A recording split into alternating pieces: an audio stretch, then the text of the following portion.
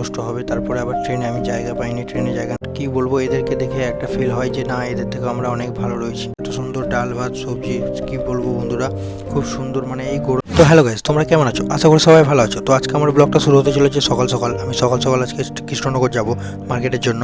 তো আমি বাবাকে বললাম যে বাবা তুমি আমাকে একটু স্টেশনে রেখে আসো। তো বাবা আমার গাড়িতে চেপে, আমি ভরভাট করে চেপে গেল। বাবাকে বললাম যে চলো তাহলে আমি স্টেশনে, তুমি আমাকে রেখে চলে আসবে।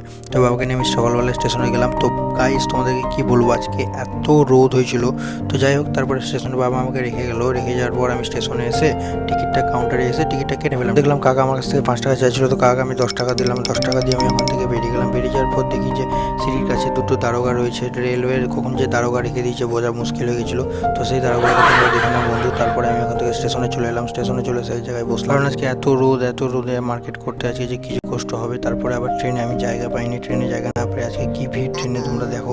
তো হঠাৎ করে আমার এই মানুষটার সাথে, এসব মানুষকে মন থেকে দেখলে খুব খারাপ লাগে, বাট কি বলবো, এদেরকে দেখে একটা ফিল হয় যে না, এদের থেকে আমরা অনেক ভালো রয়েছি।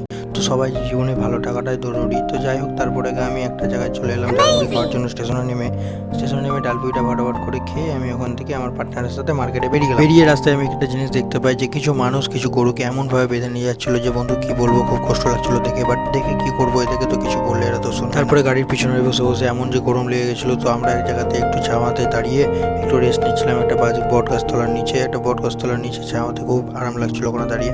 তো যাই হোক, তারপরে তো আমরা কিরকমভাবে মার্কেটে বেরিয়ে গেলাম। তো মার্কেট করে আমাদের খুব খিদে লেগেছিলো। তো খিদে লেগে গেছিলো বলে আমরা একটা হোটেলে চলে এলাম।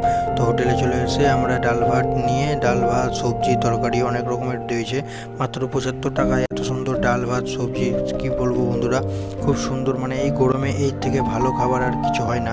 তো সেই খাবারটা আমি তাড়াতাড়ি করে ফটাফট করে খেয়ে নিয়ে একটু আলু ভাজা দিয়ে তরকারিটা দিয়ে ভাতটা শেষ করে আমরা ওখান থেকে বেরিয়ে গেলাম। ওখান থেকে বেরিয়ে দেখি যে বিকালবেলার ওয়েদারটা খুব সুন্দর হয়েছিল।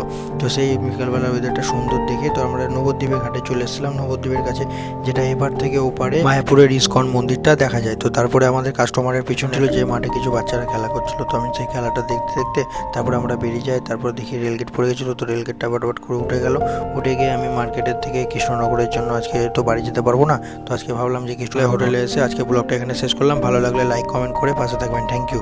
আজকের জন্য এইটুকুনি, টাটা।